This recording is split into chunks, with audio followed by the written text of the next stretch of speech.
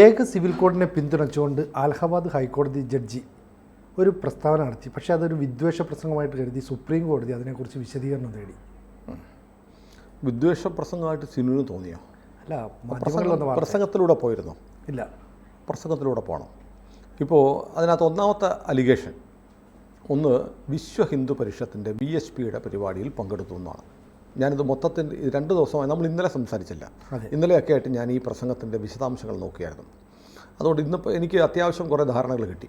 വിശ്വ ഹിന്ദു പരിഷത്തിൻ്റെ പരിപാടിയിൽ ഹൈക്കോടതിയിലെ സിറ്റിംഗ് ജഡ്ജിയായ ശേഖർ കുമാർ യാദവ് പങ്കെടുത്തു എന്നാണ് ഒന്നാമത്തെ അലിഗേഷൻ. മറ്റൊരു ജഡ്ജിയുടെ പങ്കെടുത്തിരുന്നു. അദ്ദേഹം നിലവിളക്ക് കൊളുത്തി. ഇദ്ദേഹത്തിൻ്റെ പ്രസംഗമാണ് വിവാദമാക്കിയത്. വിവാദമായതെന്നല്ല, വിവാദമാക്കിയത്. അപ്പോൾ വിശ്വ ഹിന്ദു പരിഷത്തിൻ്റെ പരിപാടിയിലല്ല അദ്ദേഹം പങ്കെടുത്തത്. വിശ്വ ഹിന്ദു പരിഷത്തിലെ അംഗങ്ങളായ അഭിഭാഷകരുടെ പരിപാടിയിലാണ്. വിശ്വ ഹിന്ദു പരിഷത്തിൽ അംഗങ്ങളായ അഭിഭാഷകരുടെ സംഘടന അല്ലെങ്കിൽ അഭിഭാഷകരുടെ യൂണിറ്റും തമ്മിൽ വ്യത്യാസമുണ്ട്. ഇപ്പോൾ നമ്മൾ നോക്കൂ, കേരളത്തിലെ ഹൈക്കോടതിയിൽ Kerala ILU, Indian lawyers union, Indian lawyers association, ഇങ്ങനെയൊക്കെ ഒരുപാട്, അഭിഭാഷക പരിഷത്ത്, ഇങ്ങനെയൊക്കെ ഒരുപാട് സംഘടനകളുണ്ട്. അഭിഭാഷക പരിഷത്ത് എന്ന് പറഞ്ഞാൽ BJP അല്ല RSS അനുകൂല അല്ലെങ്കിൽ സംഘപരിവാർ ബന്ധമുള്ള സംഘടനയാണെന്ന് പറയാം. ഇന്ത്യൻ ലോയേഴ്സ് യൂണിയൻ എന്ന് പറഞ്ഞാൽ CPMൻ്റെ സംഘടനയാണ്. ILA എന്ന് പറഞ്ഞാൽ എനിക്ക് തോന്നുന്നു CPIയുടെ സംഘടനയാണെന്ന് തോന്നുന്നു. അപ്പോൾ പൊളിറ്റിക്കൽ പാർട്ടികളുമായി ബന്ധമുള്ള അഭിഭാഷക സംഘടന രാജ്യത്തെല്ലായിടത്തും ഉണ്ട്. നമ്മുടെ ഹൈക്കോടതിയിലും കേരളത്തിലും ഇത്തരം പരിപാടികൾ ഹൈക്കോടതി ജഡ്ജിമാർ പങ്കെടുക്കുന്നുണ്ട്. അപ്പോൾ അതിനെന്താ കുഴപ്പം? ഇതിൽ മാത്രം പങ്കെടുത്താൽ എന്താ കുഴപ്പം? അതിനെ വിശ്വഹിന്ദു പരിഷത്തിൻ്റെ പരിപാടിയിൽ വിശ്വഹിന്ദു പരിഷത്തിൻ്റെ വേറെ ഒരുപാട് പരിപാടികളുണ്ട്. വിശ്വഹിന്ദു പരിഷത്തിൻ്റെ പരിപാടിയിൽ പോലും ഹൈക്കോടതി ജഡ്ജിമാർ പങ്കെടുക്കുന്നതിൽ തെറ്റൊന്നും എനിക്ക് തോന്നുന്നില്ല. കാരണം ഇവിടെ കത്തോലിക്ക സഭയുടെ പരിപാടികൾ ഹൈക്കോടതി ജഡ്ജിമാർ പങ്കെടുക്കാറുണ്ട്, മാരാമൺ കൺവെൻഷനിൽ പങ്കെടുക്കാറുണ്ടല്ലേ? അതെ. ഇതിലൊക്കെ ഹൈക്കോടതി, സുപ്രീം കോടതി ജഡ്ജിമാർ പങ്കെടുക്കാറുണ്ട്. ഒരു സുപ്രീം കോടതി ജഡ്ജി, മലയാളിയായ സുപ്രീം കോടതി ജഡ്ജി, ഒരു ക്രൈസ്തവ പരിപാടിയിൽ പങ്കെടുത്തിട്ട് എൻ്റെ ആദ്യത്തെ കമ്മിറ്റ്മെൻറ്റ്, എൻ്റെ ഏറ്റവും പ്രാഥമികമായ എൻ്റെ കൂറ് സഭയോടാണെന്ന് പ്രസംഗിച്ചിട്ടുണ്ട്. ഒരു പൗരന്, പ്രത്യേകിച്ച് ഭരണഘടനാ പരിപാലനം ദൗത്യമായിട്ടുള്ള സുപ്രീം കോടതിയുടെ ഒരു ജഡ്ജി പറയേണ്ട എൻ്റെ ആദ്യത്തെയും അവസാനത്തെയും കൂറ് ഭരണഘടനയോടാണ് എന്നാണ് പറയേണ്ടത്. അതെ. പക്ഷേ ഇവിടെ മലയാളിയായ സുപ്രീം കോടതി ജഡ്ജി എൻ്റെ കൂറ്, ആദ്യത്തെ കൂറ് സഭയോടാണെന്ന് പറഞ്ഞപ്പോൾ ഈ വലിയ വിവാദം ഉണ്ടായില്ലല്ലോ. അപ്പോൾ മതസംഘടനകളിൽ പങ്കെടുക്കാം. വിശ്വ ഹിന്ദു പരിഷത്ത് ഒരു മതസംഘടനയാണ്, സംശയമില്ലല്ലോ. ഹിന്ദുക്കളുടെ, ലോകത്തെമ്പാടുമുള്ള ഹിന്ദുക്കളെ പ്രതിനിധീകരിക്കുന്ന, അവരെ സംഘടിപ്പിക്കാൻ, ഒന്നിച്ചു നിൽക്കാനും അവരുടെ താല്പര്യങ്ങൾക്ക് വേണ്ടി പ്രവർത്തിക്കുന്ന ഒരു സംഘടന. അതിൽ ഒരു ജഡ്ജിക്ക് പങ്കെടുക്കുന്നതിൽ ഒരു കുഴപ്പമില്ല. അദ്ദേഹം പങ്കെടുത്തു. അപ്പോൾ VHPയുടെ പരിപാടിയിൽ പങ്കെടുത്തു എന്നുള്ള വിവാദം 2 തരത്തിൽ അപ്രസക്തമാണ്. ഒന്ന്, VHPയുടെ പരിപാടിയിലല്ല പങ്കെടുത്ത്, VHP അംഗങ്ങളായിട്ടുള്ള അഭിഭാഷകരുടെ പരിപാടിയിലാണ് പങ്കെടുത്തത്. 2, VHPയുടെ പരിപാടിയിൽ പങ്കെടുത്താൽ എന്താണ്? മറ്റ് ജഡ്ജിമാർക്ക് മറ്റ് മതസംഘടനകളുടെ പരിപാടികൾ നിർബാധം നിരന്തരം പങ്കെടുത്തുകൊണ്ടേയിരിക്കാമെങ്കിൽ എന്തുകൊണ്ട് ശേഖർ കുമാർ യാദവിന് മാത്രം ഒരു വിലക്ക്? അപ്പോൾ അത് ശേഖർ കുമാർ യാദവ് പങ്കെടുത്തത് ഒരു ഹിന്ദു പ്ലാറ്റ്ഫോമിലായതുകൊണ്ടാണ് നിങ്ങളുടെ ചോദിച്ചൽ. മനസ്സിലായില്ലേ? രണ്ടാമത്തെ കാര്യം, യൂണിഫോം സിവിൽ കോഡിനെ കുറിച്ച് സംസാരിച്ചു. യൂണിഫോം സിവിൽ കോഡിനെ കുറിച്ച് സംസാരിക്കുന്നത് എന്താ തെറ്റ്? അദ്ദേഹം പറഞ്ഞു, ഞാനൊരു ഇന്ത്യ എന്ന് പറയുന്ന രാജ്യം, ഇതിനെ ഹിന്ദുസ്ഥാൻ എന്നെല്ലാവരും വിളിക്കുന്നുണ്ട്, ഇല്ലേ? ഹിന്ദുസ്ഥാൻ എന്ന് വിളിക്കുന്നുണ്ട്. അദ്ദേഹം പറഞ്ഞു ഹിന്ദുസ്ഥാൻ എന്ന് വിളിക്കുന്നുണ്ട്. ഹിന്ദുസ്ഥാൻ എന്ന് ഇന്ത്യയെ ഇന്ത്യൻ പ്രധാനമന്ത്രി വിളിക്കാറുണ്ട്, രാഷ്ട്രപതി വിളിക്കാറുണ്ട്. രാഷ്ട്രപതിമാരും പ്രധാനമന്ത്രിമാരും ആയിരുന്നവർ നെഹ്റുവിൻ്റെ കാലം മുതൽ വിളിച്ചിട്ടുണ്ട്. ഇത് ഹിന്ദുസ്ഥാനാണെന്ന് അദ്ദേഹം പറഞ്ഞു. ഹിന്ദുസ്ഥാൻ അല്ലേ? ആണ്. അതിലെന്താണ് തെറ്റ്?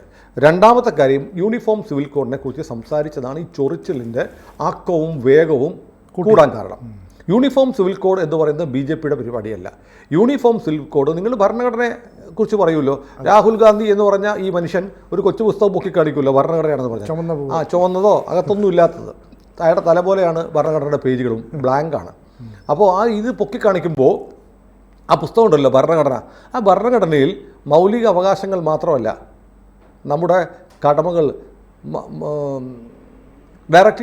Directive principles of state policy, മാർഗനിർദ്ദേശക തത്വങ്ങൾ ഉണ്ട്. അതിനകത്ത് പറയുന്നുണ്ടെന്നറിയോ, യൂണിഫോം സിവിൽ കോഡ് നടപ്പാക്കണമെന്ന് പറയുന്നുണ്ട്. ഉണ്ട്. യൂണിഫോം സിവിൽ കോഡ് ഭരണഘടനാ വ്യവസ്ഥയാണ്, രാജ്യത്ത് നടപ്പാക്കേണ്ടതാണെന്ന് ഭരണഘടനയുടെ നിർദ്ദേശക തത്വങ്ങളിൽ ഉണ്ട്. അപ്പോൾ അത് നടപ്പാക്കണം എന്ന് പറയുന്നത് ഒരു സുപ്രീം കോടതി ജഡ്ജി പറയണ്ടേ? പിന്നീട് സരള മുക്തൽ കേസ് മുതൽ ജോൺ വള്ളമറ്റത്തിൻ്റെ കേസ് മുതൽ ഒരു ഡസൻ തവണയെങ്കിലും രാജ്യത്തെ പരമോന്നത നീതിപീഠമായ സുപ്രീം കോടതി സർക്കാരിനോട് ചോദിച്ചിട്ടുണ്ട്, നിങ്ങൾ എന്തുകൊണ്ടാണ് യൂണിഫോം സിവിൽ കോഡ് നടപ്പാക്കാത്തതെന്ന്. അപ്പോൾ പിന്നെ ഒരു സുപ്രീം കോടതി ജഡ്ജിക്ക് യൂണിഫോം സിവിൽ കോഡ് നടപ്പാക്കണം എന്ന് പറയുന്നതിൽ എന്താ തെറ്റ്? ഒരു തെറ്റുമില്ല. അദ്ദേഹം പിന്നെ പറഞ്ഞു എന്തുകൊണ്ട് യൂണിഫോം സിവിൽ കോഡ്. അദ്ദേഹം പറഞ്ഞു ഹലാല എന്ന് പറയുന്നൊരു സംഭവമുണ്ട്, ആദ്യം ഇവർ കേട്ടിട്ടുണ്ടാവത്തില്ല. ഹലാല് കേട്ടിട്ടുണ്ട് അല്ലേ? ഹലാല എന്ന് പറഞ്ഞാൽ എന്താണെന്നറിയോ? ഹലാലയ്ക്കും 4 കല്യാണത്തിനും ഈ രാജ്യത്ത് സ്ഥാനമില്ല എന്ന് പറഞ്ഞു. കാരണം ഈ രാജ്യത്തെ ഭൂരിപക്ഷം ജനങ്ങളും അത് ആഗ്രഹിക്കുന്നില്ല. ഭൂരിപക്ഷം ജനങ്ങളും ഹലാലയും 4 കല്യാണവും ആഗ്രഹിക്കുന്നില്ല. അതുകൊണ്ട് അതിനിവിടെ സ്ഥാനമില്ല എന്ന് പറഞ്ഞു. ഇനി എന്താ ഹലാല എന്ന് നോക്കണം. അത് മുസ്ലിം സമുദായത്തിലെ ഒരു ആചാരമാണ്. ആചാരമാണ്. നമ്മളതിന് ദുരാചാരം എന്ന് പറയും. പക്ഷേ അവർ ആചാരമാണേ എന്ന് പറഞ്ഞ് കെട്ടിപ്പിടിക്കും. ആ ആചാരം എന്താണെന്നറിയോ? ഞാനൊരു മുസ്ലിമാണെന്നിരിക്കട്ടെ, ഞാൻ എൻ്റെ ഭാര്യയായിട്ട് വിവാഹബന്ധം വേർപെടുത്തി. എനിക്ക് വീണ്ടും കുറച്ച് കഴിഞ്ഞപ്പോൾ എനിക്ക് തെറ്റുപറ്റി. ഞാൻ സുനിൽ, ഞാൻ അസ്മ എന്ന് പറയുന്ന ഒരു ഭാര്യ എനിക്കുണ്ടായിരുന്നു. ഭാര്യയെ ഞാൻ ഡിവോഴ്സ് ചെയ്തു. പിന്നീട് എനിക്ക് കുറ്റം തോന്നി, അസ്മയെ എനിക്ക് വീണ്ടും കല്യാണം കഴിക്കണം. പറ്റത്തില്ല. എന്ത് ചെയ്യണമെന്നറിയോ? അതിന് ഞാൻ വീണ്ടും അസ്മയെ കല്യാണം കഴിക്കണമെങ്കിൽ അസ്മ വേറൊരാളെ കല്യാണം കഴിച്ചിട്ട് അയാളെ ഡിവോഴ്സ് ചെയ്താലേ പറ്റുള്ളൂ. കേട്ടിട്ടുണ്ടോ അങ്ങനെ നിയമം? അതായത് എനിക്ക് വീണ്ടും കല്യാണം കഴിക്കണമെങ്കിൽ അവൾ വേറൊരാളുടെ ഭാര്യയായതിനു ശേഷം അയാൾ മൊഴി ചൊല്ലി വന്നാൽ മാത്രമേ എനിക്ക് വീണ്ടും കല്യാണം കഴിക്കൂ. എന്തൊരു തെമ്മാടിത്തമാണ്, എന്തൊരു വൃത്തികെട്ട നിയമമാണ്.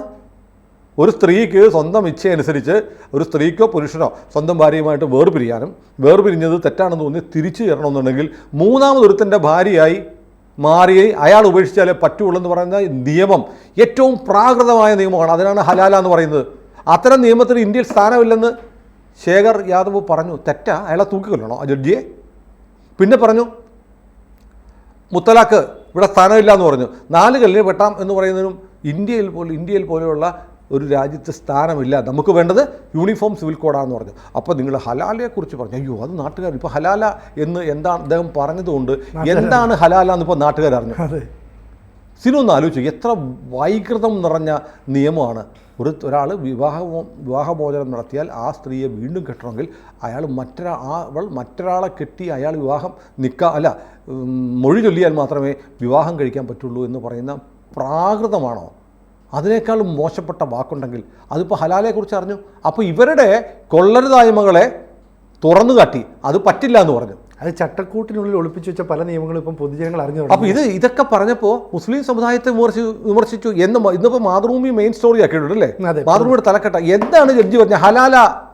ഹലാലയ്ക്കും 4 കെട്ടാമെന്നതിനും ഇന്ത്യയിൽ സ്ഥാനമില്ല, അത് ഭൂരിപക്ഷം അംഗീകരിക്കുന്നതല്ല, ഭൂരിപക്ഷത്തിൻ്റെ ഹിതം നോക്കണം എന്ന് പറഞ്ഞു.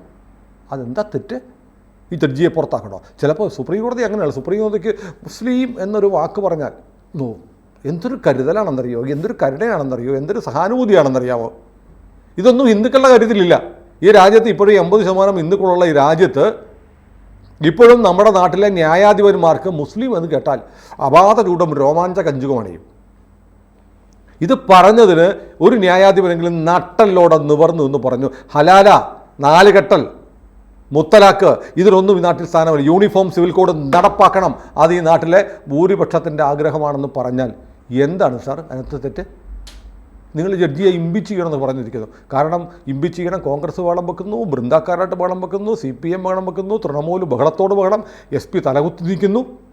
കാരണം മുസ്ലിങ്ങൾക്കിടെയുള്ള അനാചാരങ്ങളെ തുറന്നു കാട്ടി ചെയ്യാൻ പാടില്ല.